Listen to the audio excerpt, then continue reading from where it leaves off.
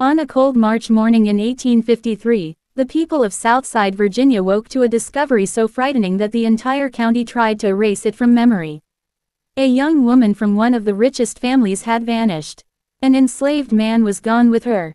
And beneath her bedroom floor, searchers found something that would haunt the community for generations. Part 1. The sun had barely risen on March 14, 1853 when the house servants at Dunmore Hall realized something was terribly wrong. Catherine Dunmore, the 23-year-old daughter of one of the wealthiest planters in Virginia, had disappeared from her bedroom. Her bed was cold, her window was unlocked, a thin line of footprints led across the dew-covered grass and vanished near the tree line. Even more shocking was the second disappearance. Samuel, a 26-year-old enslaved man who worked as the plantation clerk, was missing from his small room beside the office. His door was open, his bed untouched. His few belongings were gone. Rumors spread like fire. Some whispered kidnapping, others whispered something worse. Colonel James Dunmore, Catherine's father, demanded that a search begin at once. Bloodhounds were called. Riders searched the roads. Men combed the woods. But none of them expected what one servant found when she knelt near Catherine's bed to straighten a loose floorboard. Beneath it lay a bundle wrapped in cloth. Inside were 47 letters, all written in Samuel's careful handwriting. Letters that told a story no one wished to believe. They described plans for escape, routes north, hidden supplies, meeting points, signals, and words between two people who were never meant to speak honestly, let alone trust each other with their lives. The moment authorities read the letters, the horror of the truth struck them. Catherine had not been stolen. She had left. Samuel had not forced her. They had planned everything together for over 18 months.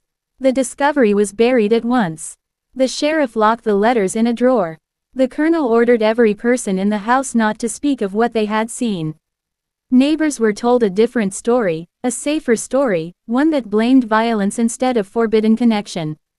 For the next 170 years the real truth remained hidden in a courthouse box no one dared open. But the silence only deepened the mystery. Dunmore Hall stood 3 miles outside the quiet town of Boydton. A tall 2-story brick manor surrounded by endless fields of tobacco. Nearly 800 acres. 53 enslaved people. A house filled with rules and expectations. A world held tightly in place by social power and fear. Colonel Dunmore ran his plantation like a military camp. He had served briefly in the Mexican War, and he brought that discipline home. He paid his debts. He went to church every Sunday. People trusted him. People respected him. And Catherine was his pride.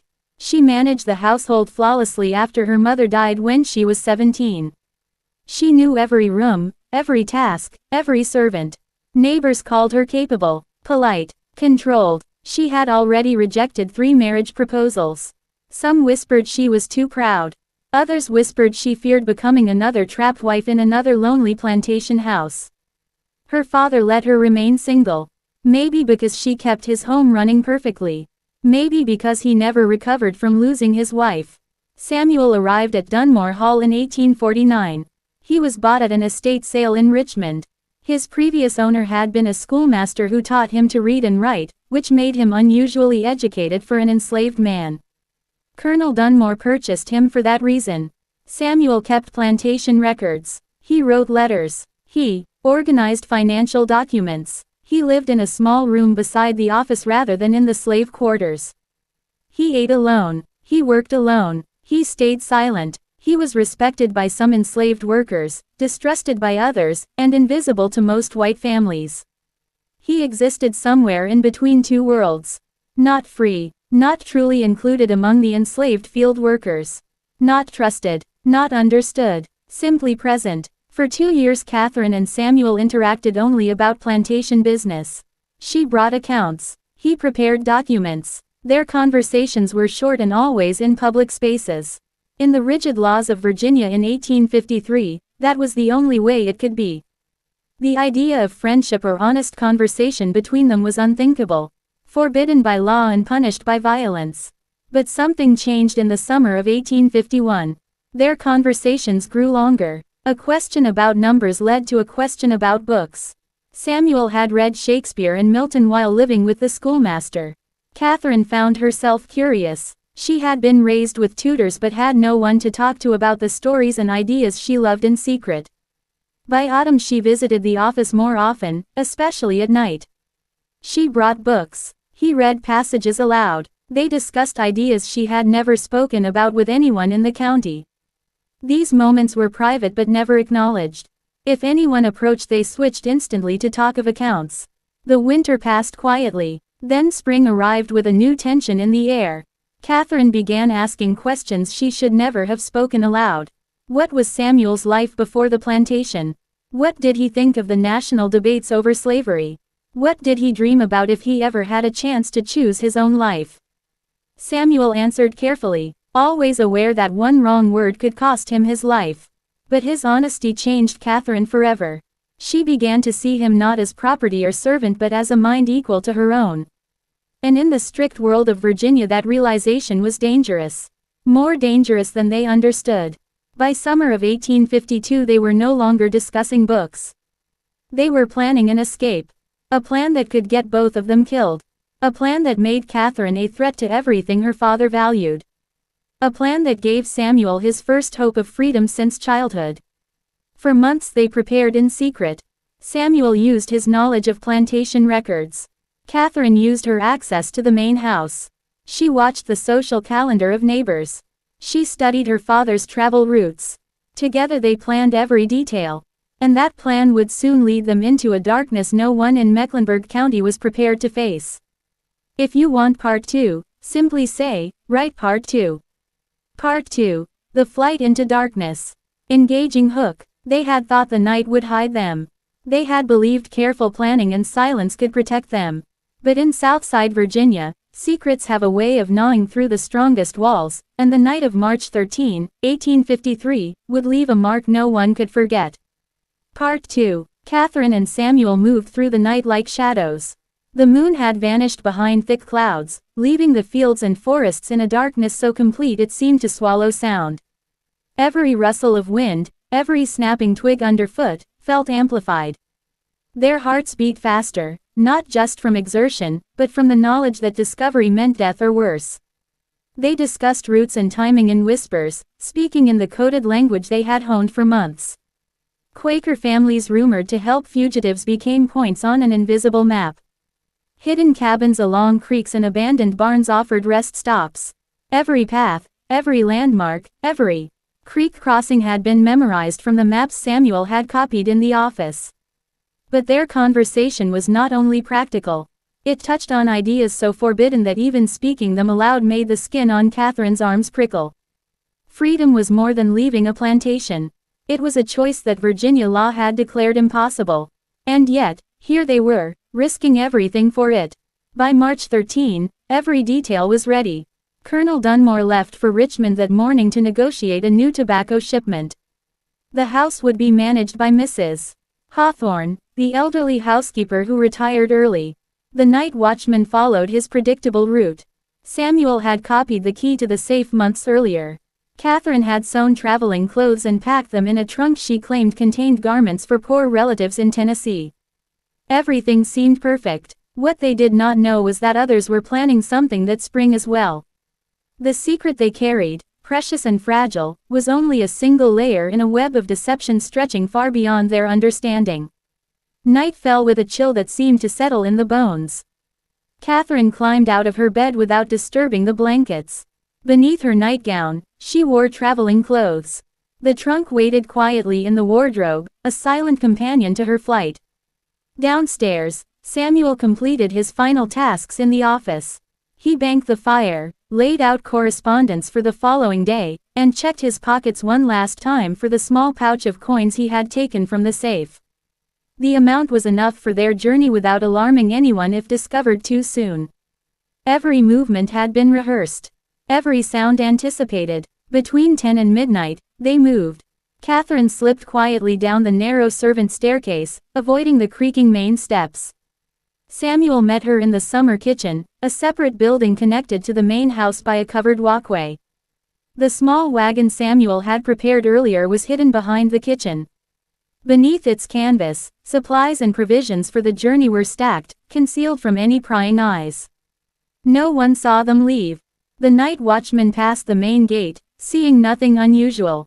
The dogs, familiar with the figures they had known for years, remained silent. By dawn, the pair had traveled 15 miles north. The wagon was abandoned in a ravine. They continued on foot through dense forests, following the landmarks Samuel had memorized. The morning brought shock and confusion to Dunmore Hall. Mrs. Hawthorne knocked on Catherine's door at 7 o'clock, expecting the usual polite greeting. Silence answered her. When she opened the door, the bed was untouched, the trunk gone, and Catherine's traveling clothes were missing. Alarmed, she went to Samuel's room. It too was empty, save for the few possessions he could not carry. The office held the previous day's correspondence, unsent. Samuel's meticulous habits had always been reliable. The interruption of these tasks was a warning sign that something extraordinary had occurred. Taggart, the overseer, was summoned immediately. He examined the rooms with increasing dread. The absence of struggle, the missing clothing, and the vanished trunk told him this was no ordinary escape.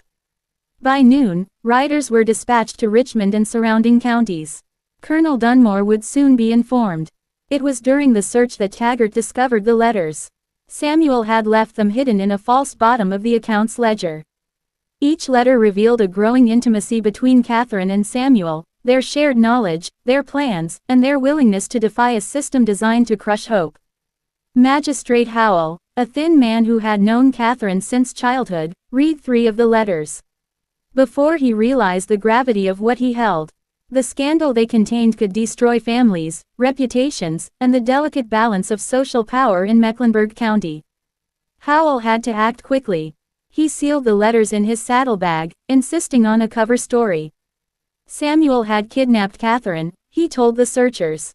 The letters were forgeries designed to confuse the community. It was a story simple enough to be believed and frightening enough to discourage further questions. Colonel Dunmore returned from Richmond on the evening of March 15. His carriage rattled over the stone driveway as he approached the house, sensing something was wrong before he reached the front door. Horses tied to every post, men camped across the yard, and the tension in the air spoke of disorder. Taggart greeted him, carefully rehearsing the story of a kidnapping. The colonel asked a single question: where were the letters?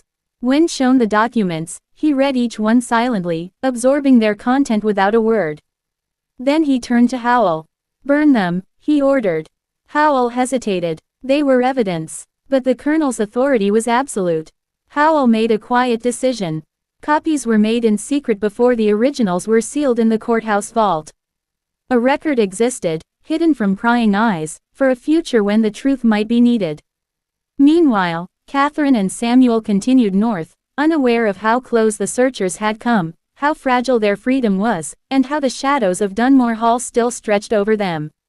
Every step carried them further into danger, further into uncertainty, and further into the history that would remember them as fugitives, lovers, and architects of a daring escape that would haunt Virginia for decades. The night had hidden them once, but the story of their flight was only beginning, and the darkness ahead promised challenges that no letters could fully describe. If you want, I can expand this part 2 to a full 1,000 words with more suspense, emotional tension, and foreshadowing for your YouTube audience. Do you want me to do that? Part 3. Secrets Beneath the Floorboards. Engaging hook. 3 days had passed since Catherine and Samuel disappeared, and Dunmore Hall seemed frozen in a state of quiet terror.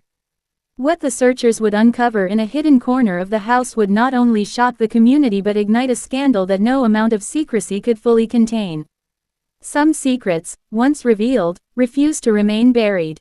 Part 3. The reward notices spread across Virginia, North Carolina, and even into Maryland, claiming a kidnapping had taken place. The story was simple, the language clear, but the sums of money offered told a different story entirely. No one offered hundreds of dollars for a simple runaway and his companion. The amounts suggested something far more extraordinary had occurred. But Catherine and Samuel could not know the layers of deception awaiting them, layers that made their escape far more complicated than even they had imagined. The letters Magistrate Howell had sealed contained details about routes, contacts, and hidden networks. They were more than correspondence, they were a blueprint for defiance against a world determined to erase them. Meanwhile, back at Dunmore Hall, the investigation continued. 3 days after the flight, Mrs. Hawthorne, the elderly housekeeper, cleaned Catherine's room with a desperate energy, as though she could scrub away the chaos itself. Her broom stumbled across a loose floorboard near the bedside table. Something about the shift beneath her fingers made her heart skip. She pried it up carefully and discovered a small wooden box. Inside were objects that left her shaking. A daguerreotype of Samuel, clearly commissioned in secret, his face frozen in a proud and solemn expression.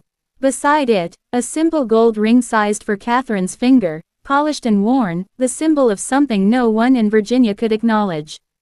Beneath the ring was a letter in Catherine's handwriting, unfinished and dated 2 weeks before her disappearance. Mrs. Hawthorne read the first lines aloud before dropping the paper in shock.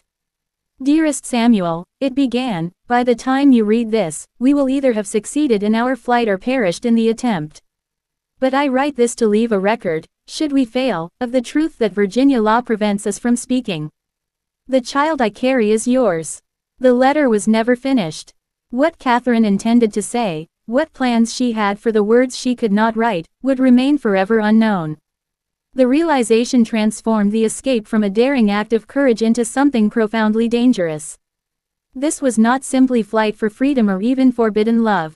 This was a woman carrying a child whose very existence defied the laws and beliefs of the society that birthed them both. Mrs. Hawthorne, hands trembling, carried the box to Taggart. The overseer, rough and practical, paled when he saw the contents. He brought it immediately to Magistrate Howell. Howell read the letter carefully, absorbing the gravity of what it revealed. A secret of this magnitude could unravel families, destroy reputations, and overturn the carefully maintained social order. The magistrate placed the items back into the box and locked it in the courthouse vault alongside the letters. Then he returned to Dunmore Hall to inform Colonel Dunmore privately. The colonel's response was swift and absolute. He ordered every searcher dismissed. The reward was cancelled. He claimed Catherine had died suddenly and was buried quietly, unmarked, and Samuel had been killed while resisting capture 2 counties away. Both claims were lies. The false narrative preserved the family's reputation. Better to invent an ending than face a truth that would shock Virginia itself. Meanwhile, Catherine and Samuel continued north, carrying a secret that grew heavier with every mile. A life they could not reveal. A future that belonged only to them. The abrupt end to the search left questions in taverns, parlors, and homes across Mecklenburg County. Some believed the story of Catherine's death. Others whispered of asylums and madness. A few, cynical and suspicious, speculated that private bounty hunters had quietly ended the matter. Howell, sworn to secrecy but burdened by conscience, documented every detail in his private journal. In an entry dated April 3, 1853, he wrote, "I have today sealed evidence of a crime that is no crime, of a love that is no love, of a child that cannot exist in the eyes of God or law. May the Lord forgive me for hiding truth, but may He also forgive me if I reveal it." Life at Dunmore Hall tried to resume its normal rhythm. Taggart was dismissed and paid to leave Virginia. Mrs. Hawthorne remained but grew withdrawn, spending hours in prayer. The house itself seemed to mourn. Rooms Catherine had managed stood empty, her possessions packed away, her name only whispered. The enslaved population understood more than the white family realized. Samuel had been an outsider, but his literacy gave him power.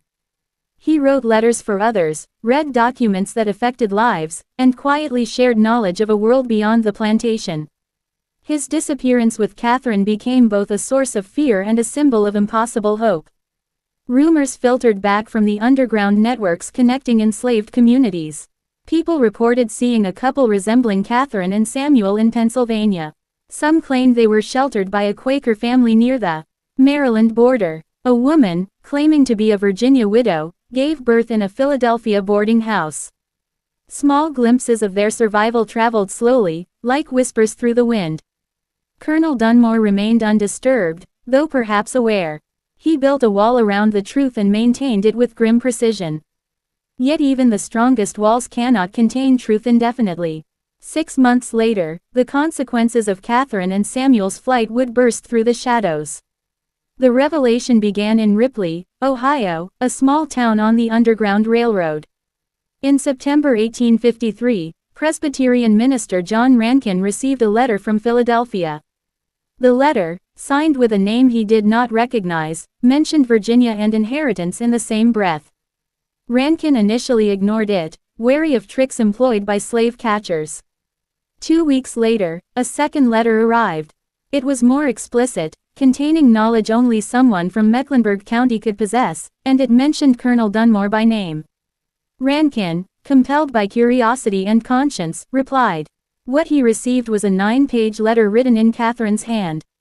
It described the flight, their secret marriage by a sympathetic minister in Pennsylvania, and the birth of a daughter in August 1853. Yet the letter's purpose was not merely explanation. Samuel had died of typhoid in September, leaving Catherine alone with their child. She asked Rankin to contact her father, to seek acknowledgement of her daughter if not of her. Rankin, caught between moral duty and legal danger, wrote to Magistrate Howell. The magistrate received the letter in October. He rode to Dunmore Hall to deliver the news. Colonel Dunmore, in his study, heard the story and responded with cold finality. I have no daughter. I have no. If this woman persists, inform her that I will pursue legal action for fraud. She is to contact me no further. Howell argued. James, she is your daughter. Your grandchild. I have no daughter. I have no grandchild. The matter is closed. Howell left defeated. He sent Rankin a small sum of money and his apologies.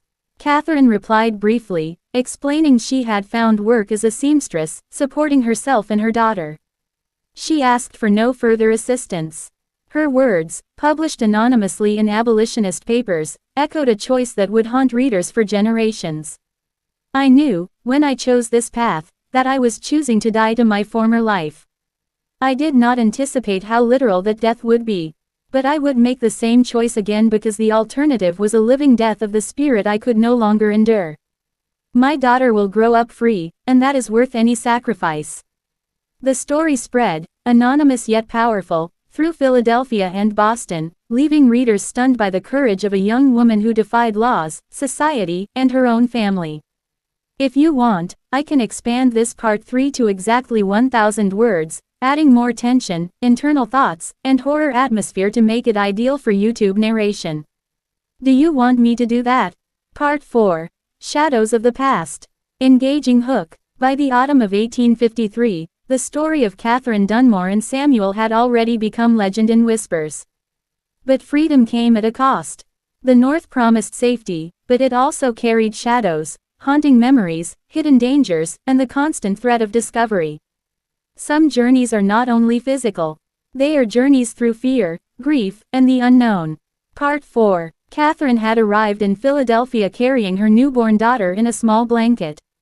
The city was a maze of cobblestone streets, smoky chimneys, and the hurried cries of merchants. For the first time in her life, she was neither mistress nor property. She was invisible in a way that offered freedom, yet it also made her dangerously exposed. Her journey north had been perilous. Samuel's meticulous planning had guided them through forests, across rivers, and past vigilant slave catchers. Every landmark, every creek and rock formation had been memorized. Yet even the most careful plans could not shield them from the unknown. The night hours brought eerie sounds, hoots of owls, snapping twigs, the distant call of a lone horse. Each sound reminded Catherine that their freedom rested on a fragile thread. Samuel had grown pale during the last leg of their journey. He had complained of fever, but Catherine, focusing on survival, had dismissed it as exhaustion. She did not yet know that his life would end before the autumn leaves fell. When he succumbed to illness in early September, Catherine's world collapsed.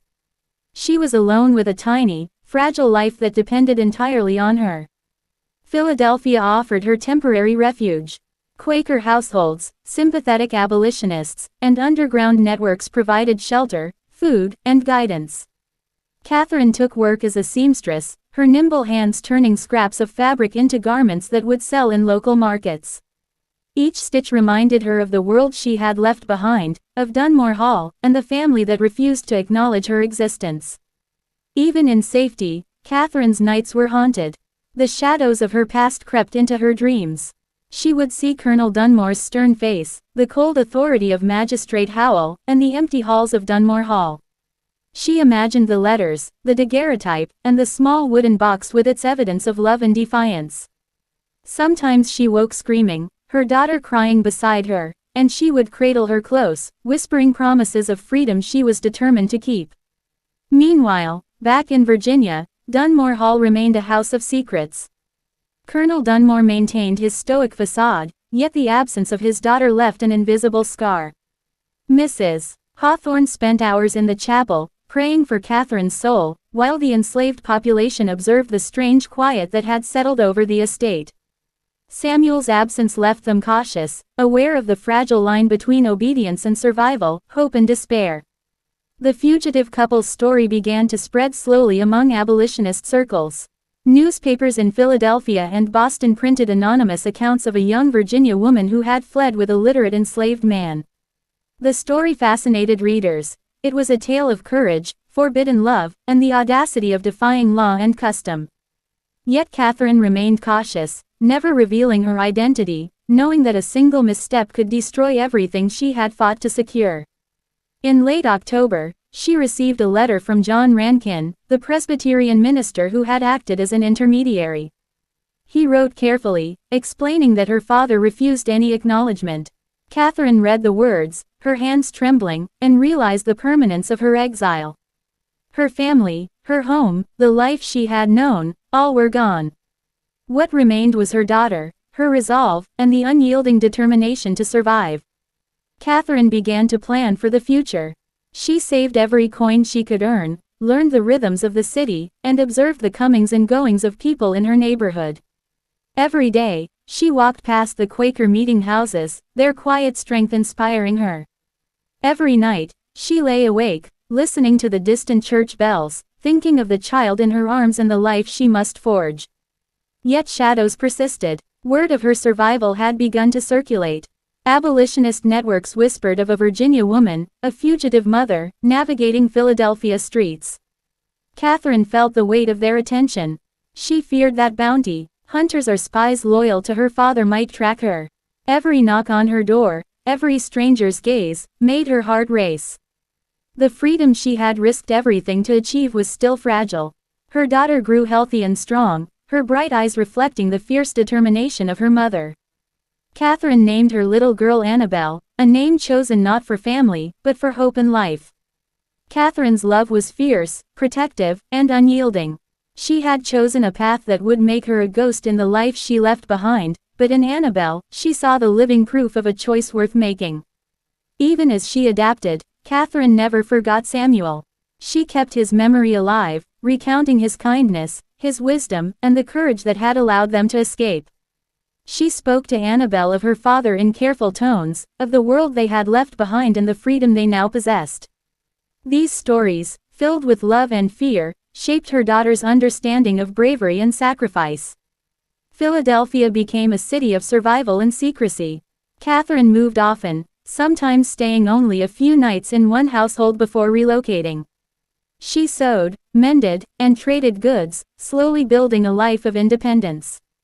Her reputation as a skilled seamstress grew, though her past remained a shadow she never spoke of openly. Autumn passed into winter, and the chill in the air mirrored Catherine's internal struggle. The memory of Dunmore Hall, the discovery of the letters, and the weight of her secret child haunted her. But each day, each stitch, each act of careful self-preservation strengthened her resolve. She knew the world had condemned her choices, but she had chosen love and freedom over safety and compliance. Catherine realized that survival alone was not enough. She had to create a world in which Annabelle could thrive, a world free from the chains that had bound Samuel and countless others. It was a task that required patience, courage, and vigilance. The shadows of the past would always linger, but in her daughter's laughter and resilience, Catherine found a light that even the darkest forces could not extinguish. As the first snow fell on Philadelphia streets, Catherine stood at the window of her small apartment, Annabel asleep beside her, and allowed herself a rare moment of peace. She had survived. She had kept her daughter alive. And she had defied a world that had tried to erase her. Yet the story was far from over.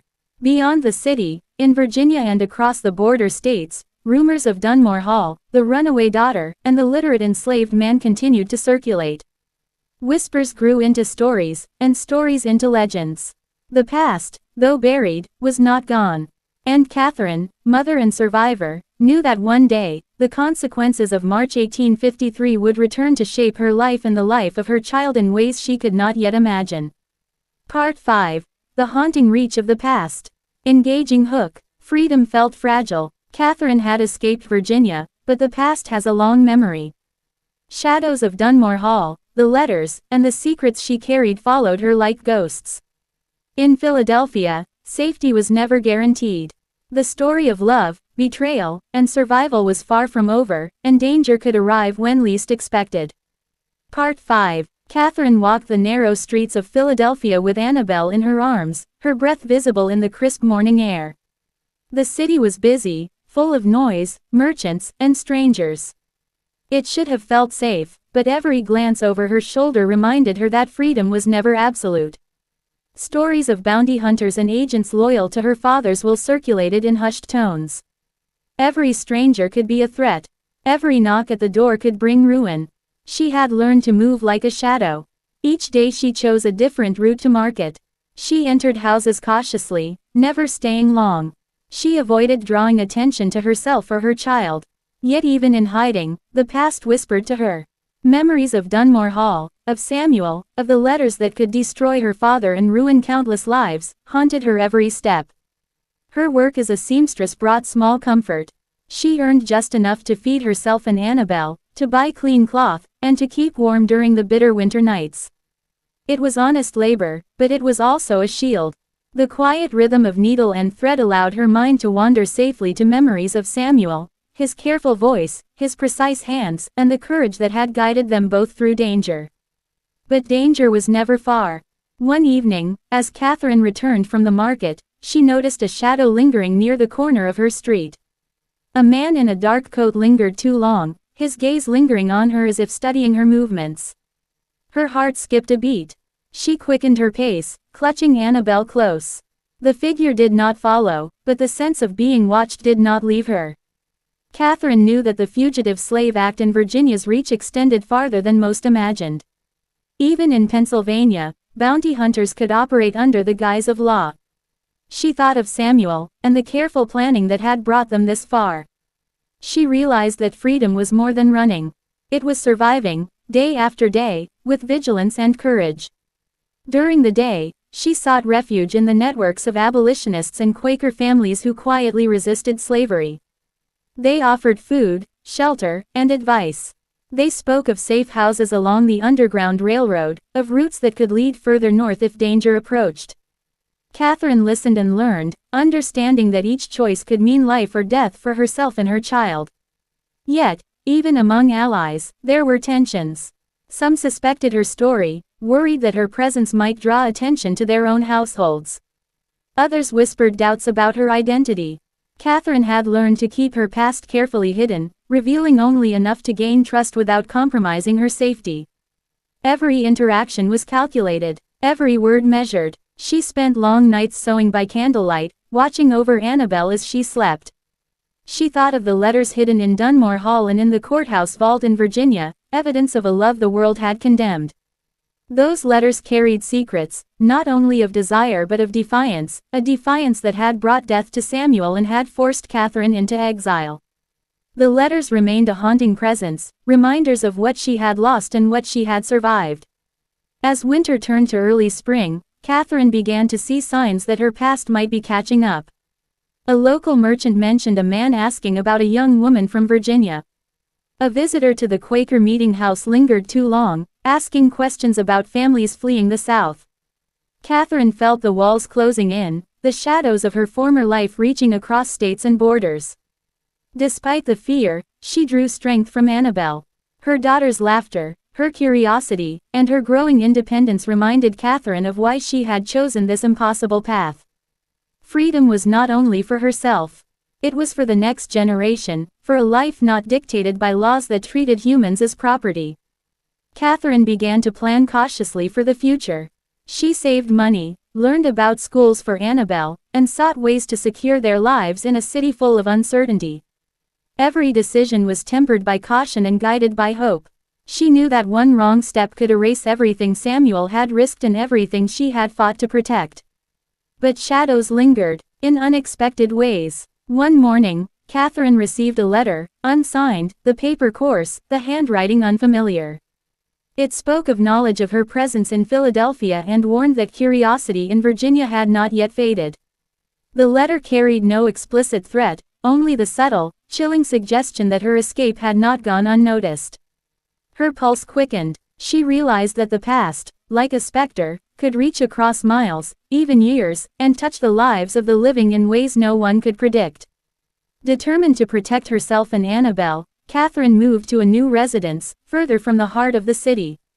She changed her name, rented a modest room above a baker's shop, and integrated herself into a small community of laborers, artisans, and other women striving to make their way in a world that often offered little mercy. Each morning she walked the streets cautiously, each evening she returned to her daughter, reaffirming her resolve to survive. Philadelphia became a city of vigilance, a place where hope and fear existed side by side.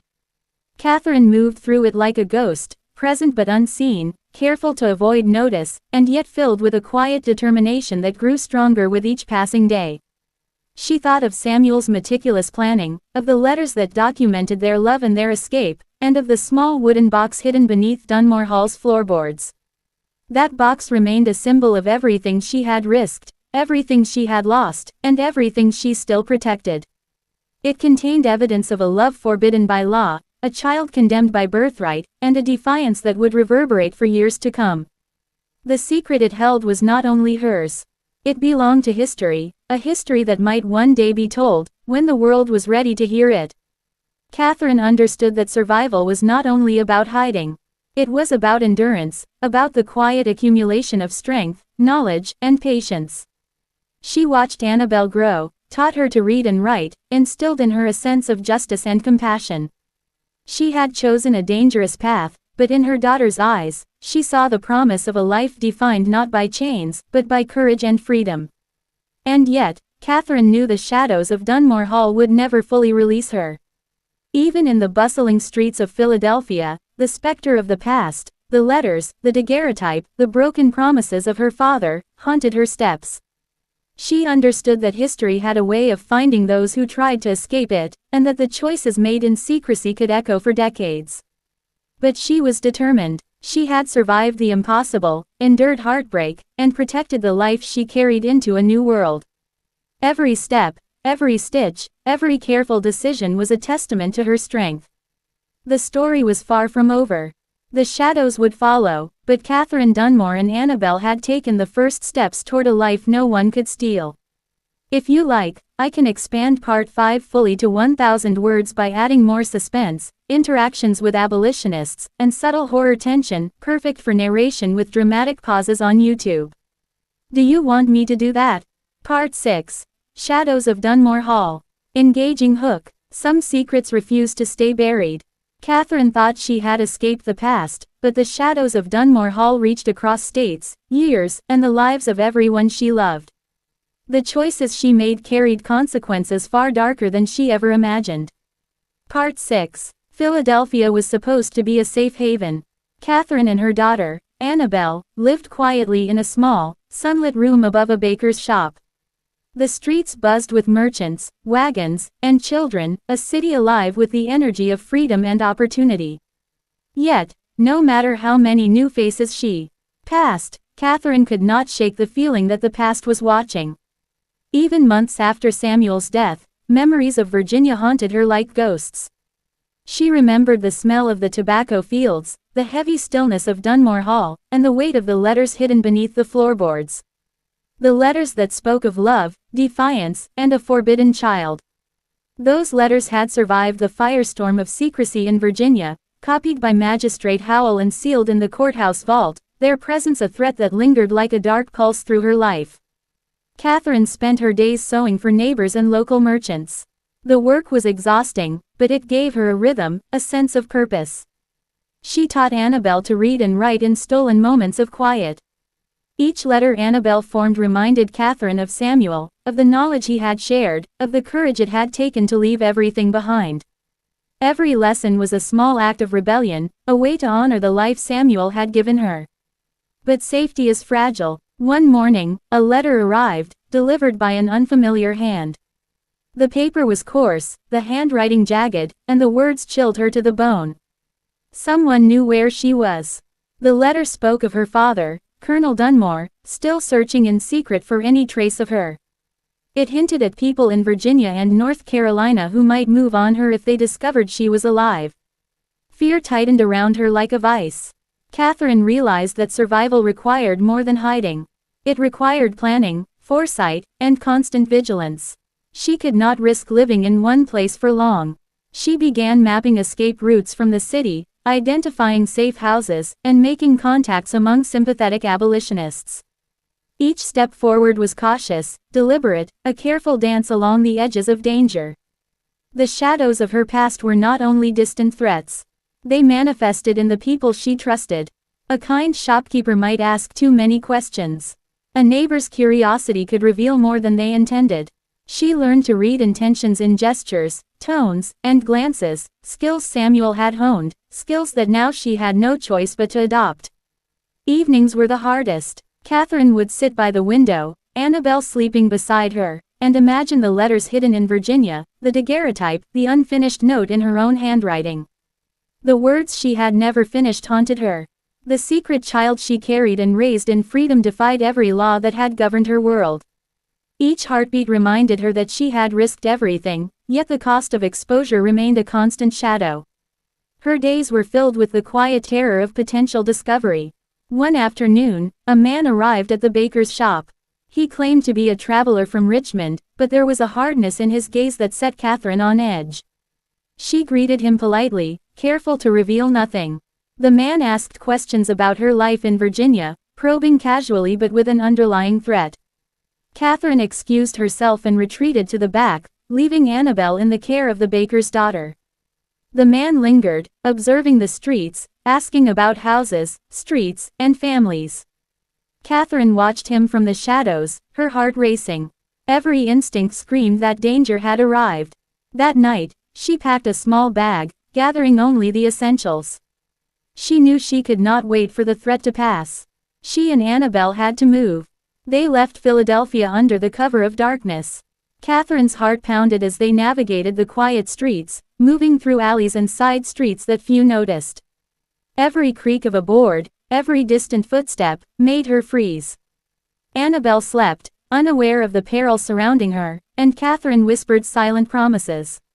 That they would survive. Their destination was the rural outskirts, where Quaker families and abolitionists had offered shelter. Samuel had once spoken of these networks in coded letters, describing routes, safe houses, and trustworthy guides. Catherine had memorized them, relying on his knowledge even in his absence. The journey was perilous, but the promise of safety, however fragile, gave her courage. Days passed as they moved cautiously through forests, fields, and backroads. Catherine kept a careful watch, listening for voices, tracking footprints, and avoiding settlements that might draw attention. She was not only fleeing potential capture but also carrying the weight of a secret that could destroy lives if revealed. The memory of the unfinished letter and the daguerreotype haunted her steps. The child she carried within herself, now a living presence in Annabel, was a reminder of love, defiance, and a future that demanded survival. Finally, they reached a safe house, a modest Quaker home where they were welcomed quietly. The family offered food, blankets, and a small space to rest. For the first time in months, Catherine allowed herself to breathe. She could finally hold Annabel without fear, teach her without distraction, and plan for a life where danger was not constant. But the past was never truly gone. Catherine knew that letters in Virginia, the secrets sealed in the courthouse, and the echoes of Dunmore Hall would always be part of her story. Shadows had a way of following, of twisting in unexpected ways, and the threat of exposure would always linger. Even in safety, Catherine understood the stakes. Every step she took, every word she spoke, was part of a careful balance between freedom and danger. The letters, Samuel's legacy, and the child she nurtured were reminders that her life, though free in body, was still haunted by the choices and secrets of the past. And as she watched Annabel sleep that night, Catherine made a silent vow. No matter the shadows, no matter the dangers that followed, she would protect her daughter, honor Samuel's memory, and endure. The past might chase her, but she had learned to move like a shadow, survive like a ghost, and live in a world that had once told her she could not exist. The story of Catherine Dunmore and her daughter was far from over. Freedom had been claimed, but it came with a price. Shadows would follow them, histories would remember them, and secrets would shape their lives in ways no one could fully anticipate. And yet, in that quiet room above the baker's shop, Catherine felt the fragile, fierce spark of hope that had carried her this far. She would survive, she would endure, and in doing so, she would write a new chapter in a world that had tried to erase her. If you want, I can expand this part 6 to a full 1,000 words by adding more suspenseful encounters, subtle horror moments, and her inner reflections, making it perfect for a YouTube narration that hooks the audience throughout. Do you want me to do that? Part 7. The Echoes of Pursuit. Engaging hook. Even in freedom, shadows follow. Catherine believed the worst was behind her, but some pasts do not stay buried. What had started as a flight for love and survival was about to collide with the hidden forces still lurking in the dark corners of Virginia and beyond. Part 7. Catherine and Annabel had settled for a brief period in the quiet countryside of Ohio, but the sense of safety was fragile. Every creak in the floorboards, every distant sound of hooves or voices made Catherine's heart race. Her life had become a constant test of vigilance, a world in which even the wind could be a threat. Philadelphia had been a temporary refuge. Now, traveling north, Catherine sought the sanctuary of friends who had aided fugitives before. The network Samuel had once trusted was small, secret, and deeply loyal. Yet, even here, Catherine knew that one mistake could undo everything. Each morning, she awoke with a sense of dread that had become a constant companion. The past was not silent. She remembered the letters hidden beneath the floorboards of Dunmore Hall, the daguerreotype of Samuel, and the unfinished note that had revealed her pregnancy. Each memory carried a weight heavier than any pack she carried on her back. Traveling was slow and dangerous. Catherine moved under cover of shadows, avoiding towns and roads, relying on dense forests, hidden trails, and the guidance of sympathetic strangers. She had learned to read the land as Samuel once had, memorizing streams, rocks, and paths that offered cover from those who might still hunt her. One evening, as they camped near the edge of a dense forest, Catherine heard footsteps approaching. Her heart leapt. She clutched Annabel to her chest, whispering for her to stay quiet. The sound drew closer. Catherine peered through the brush, seeing the faint glow of a lantern. A man emerged, not threatening, but cautious. He introduced himself as Elias, a Quaker farmer who had been alerted by friends along the route that a young woman and child might need aid. He offered food, blankets, and a safe place to rest. Despite her fear, Catherine recognized the quiet assurance in his manner, the same type of moral certainty that Samuel had trusted in letters long ago. They stayed for several days. Catherine recovered enough to regain some strength, using the time to teach Annabel basic letters and numbers. Yet even in this temporary haven, Catherine could not let her guard down. Every sound in the night reminded her of what she had left behind, and she often woke in a cold sweat, haunted by memories of Dunmore Hall and the life she had destroyed to save herself and her daughter. As she prepared to continue her journey, Elias shared news from further north. There were rumors of slave catchers traveling through Pennsylvania and Ohio, their intentions masked by the law yet guided by whispers of profit and revenge. Catherine realized that freedom was not merely a destination, it was a labyrinth in which danger could strike at any corner. Her thoughts often drifted to Samuel. The man she had loved, trusted, and shared everything with was gone, a victim not of violence but of disease. Typhoid had taken him swiftly, leaving Catherine to navigate this perilous world alone. Yet, in her grief, she found a fierce determination. Samuel's death made survival no longer just about her and Annabelle, it became a testament to the life they had shared and the child who embodied that love. One night, as they moved quietly through a small Pennsylvania village, Catherine encountered a group of travelers gathered around a fire. The men and women whispered cautiously, casting glances toward her as she passed. One of them, noticing the child, stepped forward. He introduced himself as Thomas, a conductor on the Underground Railroad. He had heard of a young woman fleeing Virginia with a child and suspected she might be the same. Catherine remained calm, careful to reveal nothing. Yet she felt a flicker of hope. Thomas offered guidance to the next safe house and instructions to avoid certain roads where bounty hunters were rumored to travel. His knowledge, collected from years of assisting fugitives, reminded Catherine that she was not alone in this struggle. There were still people willing to risk everything to protect the innocent. Despite the cautious optimism, Catherine's fears were not unfounded. Rumors from back south persisted, carried by travelers, peddlers, and letters that reached curious eyes. She heard whispers of a ghostly figure resembling Colonel Dunmore's daughter seen along old Virginia roads, and tales of a shadowy man moving through towns near Richmond.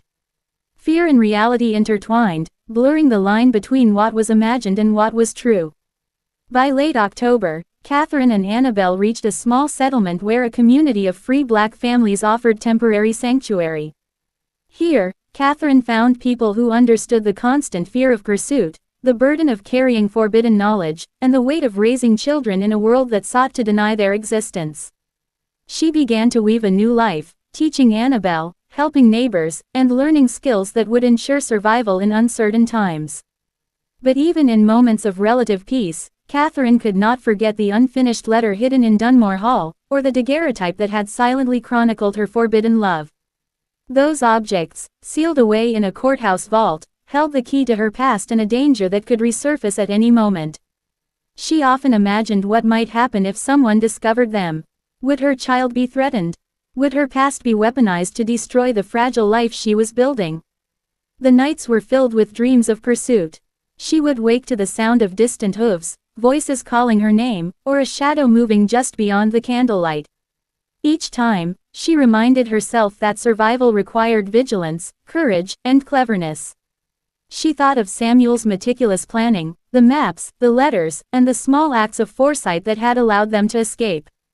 She carried those lessons forward, knowing that freedom was not merely reaching a destination, but surviving the journey. Catherine began to write, secretly, a record of their experiences. She documented the escape, the people who helped them, and the constant fear that shadowed their path. Writing became both therapy and a form of protection. If she were lost, if her life was ended by some unforeseen hand, the story would remain.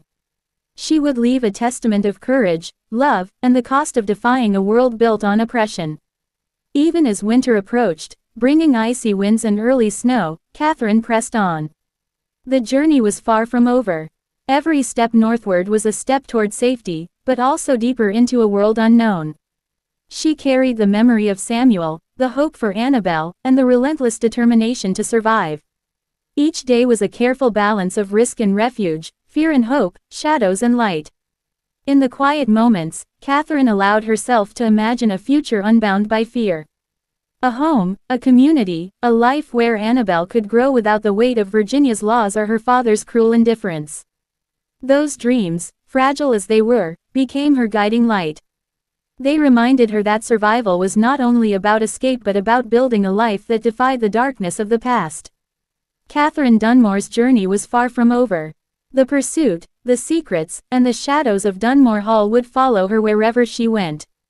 Yet with each careful step, each quiet act of courage, she reclaimed a piece of herself, proving that even in the face of relentless danger, hope could endure, and freedom could be forged from the ashes of fear.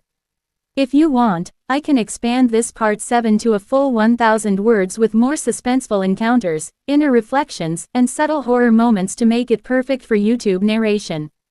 Do you want me to do that next? Part 8. Shadows of the Past. Engaging hook. Some secrets never stay buried. Catherine thought she had escaped the horrors of Virginia, but the past has a way of following even the most careful steps. The shadows she fled from were closer than she imagined, and a single misstep could shatter everything she had fought to build. Part 8. Catherine had settled into the small settlement in northern Ohio with a cautious sense of safety. Days were filled with teaching Annabelle to read, helping neighbors with chores, and quietly earning money sewing clothes. The community of free black families offered warmth and guidance, but even here, Catherine could not shake the feeling that something was watching, waiting, and ready to strike. The arrival of winter brought a new layer of danger. Snow covered the familiar paths, making travel treacherous, and sending whispers of bounty hunters and slave catchers southward. News traveled slowly, but rumors arrived. Reports of a woman resembling Catherine spotted near the Pennsylvania border, stories of a man traveling under a false name asking questions about Virginia plantations. Each report sent chills down Catherine's spine. At night, Catherine often dreamed of Dunmore Hall. The grand manor, its brick walls silent and empty, haunted her thoughts. She remembered the letters hidden beneath the floorboards, the daguerreotype of Samuel, and the unfinished note revealing her pregnancy. These objects, locked away in the courthouse vault, were symbols of both love and danger, proof that the past she had fled was never far behind. One cold evening, as she returned from gathering firewood, Catherine noticed movement at the edge of the woods near her cabin. Shadows twisted and shifted in the moonlight, shapes that seemed almost human. Her pulse quickened. She clutched Annabelle, who slept in a small bundle on her back, and whispered prayers under her breath. A figure emerged from the darkness. It was a man, weathered and cautious, carrying a small lantern. He introduced himself as David, a conductor on the Underground Railroad. He had been alerted by a network of abolitionists that a woman and child fleeing Virginia might pass through this area. David spoke quietly but with authority. He warned Catherine that rumors of her survival had already reached some dangerous ears and that she needed to move further north. Catherine understood immediately. Her freedom, fragile as it was, depended on constant vigilance. Every day of safety was borrowed time, and every kind stranger was a lifeline in a world still hostile to her very existence. She packed their few belongings, preparing to leave at first light. Traveling north through snowy fields and frozen forests was exhausting. The cold bit through layers of clothing, and each footstep in the fresh snow left a trail for anyone following. Catherine relied on David's guidance, memorizing landmarks and safe paths, learning to move with silence and precision. Annabelle, bundled tightly, remained mostly unaware of the danger, but Catherine's heart ached with the weight of responsibility. Along the journey, Catherine reflected on Samuel. The grief of losing him never lessened, but it had transformed into a steady determination. His careful planning, his courage, and his belief in her abilities guided her steps even in his absence. She felt his presence in small ways. The memory of his voice reading aloud in the office at Dunmore Hall, the maps he had memorized, the codes he had used in letters. As they reached the border of Pennsylvania, Catherine began to hear stories of towns sympathetic to fugitives, communities that would provide shelter, food, and guidance. One such town was Ripley, a well-known stop on the Underground Railroad. David assured her that a minister there, John Rankin, could offer assistance and potentially help her establish a safer, more permanent life. Yet even as hope flickered, danger was never far.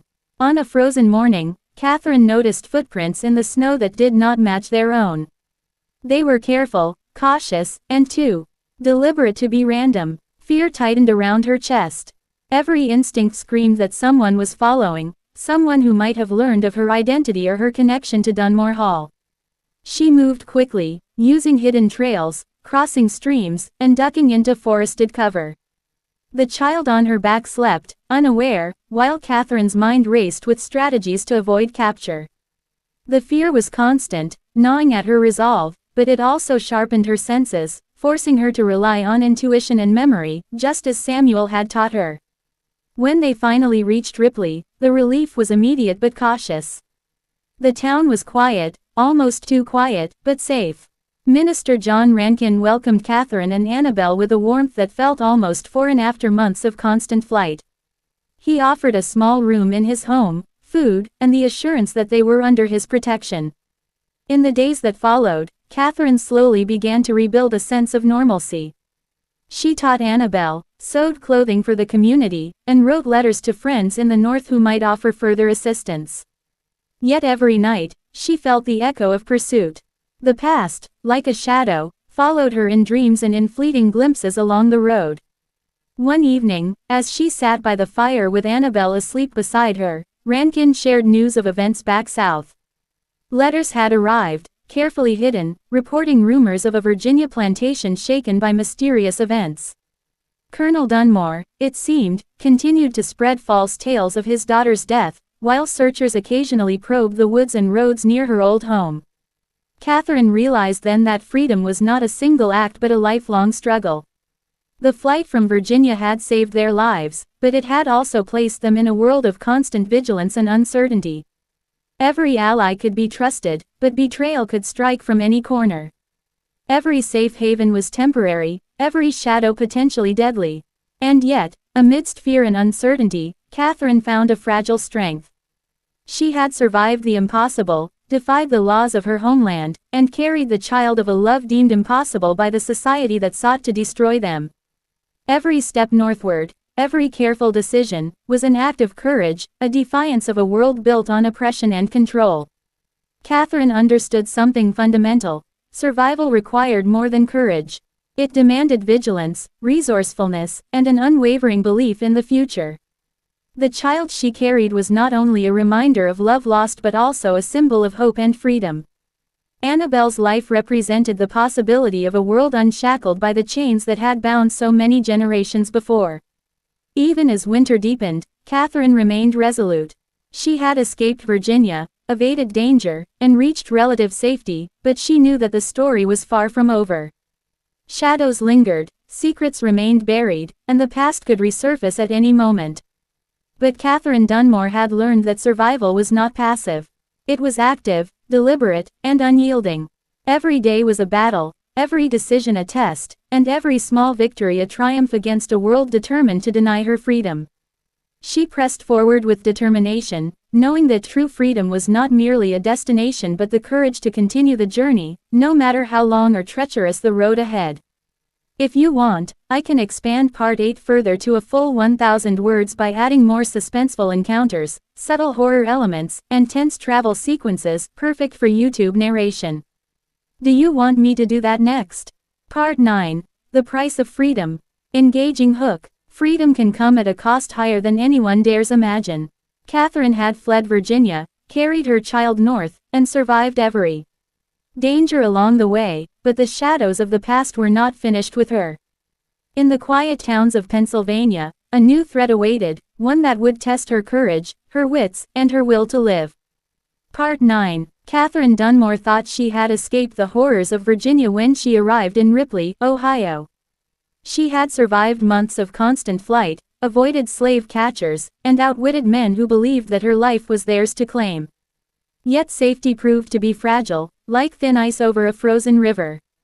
Even in Ripley, the world felt uncertain. The townsfolk were kind but cautious, their doors locked at night, their eyes always alert for strangers.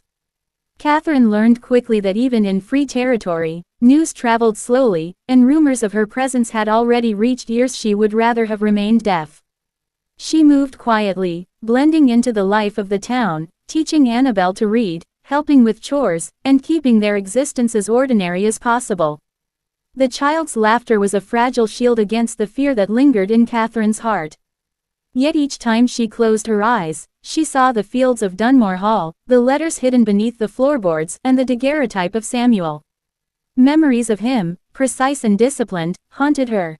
His death from typhoid fever had left a wound that no time could heal, yet it also left a determination burning in her chest, a determination to ensure that their daughter would grow free. One afternoon, Catherine received a visitor she had not expected. A man, tall and lean, dressed in a dark coat, arrived at the small house she rented from a sympathetic neighbor. His face was partially obscured by a wide-brimmed hat, and he carried himself with the caution of someone who had traveled far and quickly. He introduced himself as Elias, claiming to be a friend of Rankin, the minister who had guided her north. Elias spoke in measured tones, explaining that he had information from Virginia. Catherine's heart tightened. She had hoped the past would not reach her here, that the miles she had walked and the rivers she had crossed would be enough to protect her. But the shadows she had fled had a long reach. He handed her a folded letter, written in a careful hand she recognized instantly. It was one of the copies of Samuel's letters that Howell had kept in his safe. Elias explained that some had been circulated in private circles, and that Colonel Dunmore had learned of rumors about her survival. The letters were being used to track her movements, and he warned that bounty hunters could appear at any moment. Catherine's stomach tightened. She realized that her freedom, painstakingly carved out over months of flight, was fragile. She needed a plan, one that would carry her further north, beyond the reach of those who sought to claim her and her child. That night, she packed their few belongings once more, whispering to Annabel that they would travel again. The child, unaware of the danger, slept peacefully in her arms. Catherine moved silently through the dark streets, relying on Elias' knowledge of secret paths and hidden shelters. Every creaking board, every shadowy alley, and every figure in the distance seemed threatening. Her pulse never slowed, her senses always alert. They traveled for days, stopping only in places Elias deemed safe. Along the way, Catherine encountered the subtle horror of the world she had escaped. A burned cabin abandoned by fleeing families, a frozen river where footprints vanished into ice, and the remnants of those who had not survived the journey north. Each sight reminded her of the price of freedom, and of the cost Samuel had already paid. Despite the danger, Catherine found small moments of hope. She met other women who had escaped, shared meals with children who had never known slavery, and learned songs that had carried generations through hardship. In these moments, she felt the weight of history lift, even if only slightly, and she understood the power of connection and solidarity. Yet fear never fully receded. One evening, while preparing a modest meal, Catherine noticed footprints in the snow outside their temporary shelter. They were fresh, careful, and deliberate. Her heart raced. She had taught herself to move quietly, to listen, and to anticipate danger, but this felt different. Someone was seeking her, someone who knew her path. She acted quickly, using hidden trails and forested paths to evade detection. Annabel, bundled tightly, slept unaware of the peril surrounding them. Catherine's mind raced, calculating every step, every turn, every possible escape route. Her knowledge of Samuel's careful planning guided her, even in his absence, and she found strength in his memory. When they finally reached a remote farm north of Pittsburgh, Catherine felt a fragile sense of relief. The owner, a Quaker, offered shelter and guidance, and for the first time in months, Catherine allowed herself a few hours of rest. But even here, the weight of the past lingered. Letters from Rankin arrived, filled with caution and advice. Catherine realized that freedom was never guaranteed, only earned through vigilance, courage, and perseverance. As winter deepened, Catherine began teaching Annabel to read and write. Literacy, she knew, was the key to survival, knowledge, and empowerment. She taught her daughter the stories Samuel had loved, the poetry he had read aloud, and the words that had once opened worlds beyond Dunmore Hall. Annabel's small hands traced letters in the snow and in the dust on wooden floors, and Catherine felt a spark of hope that her child would grow stronger than the shadows that pursued them. Yet even in the quiet moments, Catherine knew danger was never far. Every stranger could be a threat, every rumor a warning.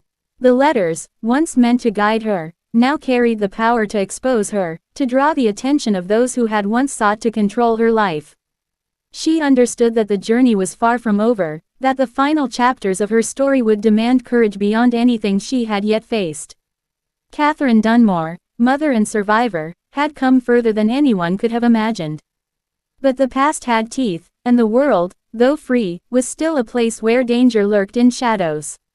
She pressed onward, determined to protect her daughter, honor Samuel's memory, and claim the freedom they had risked everything to reach.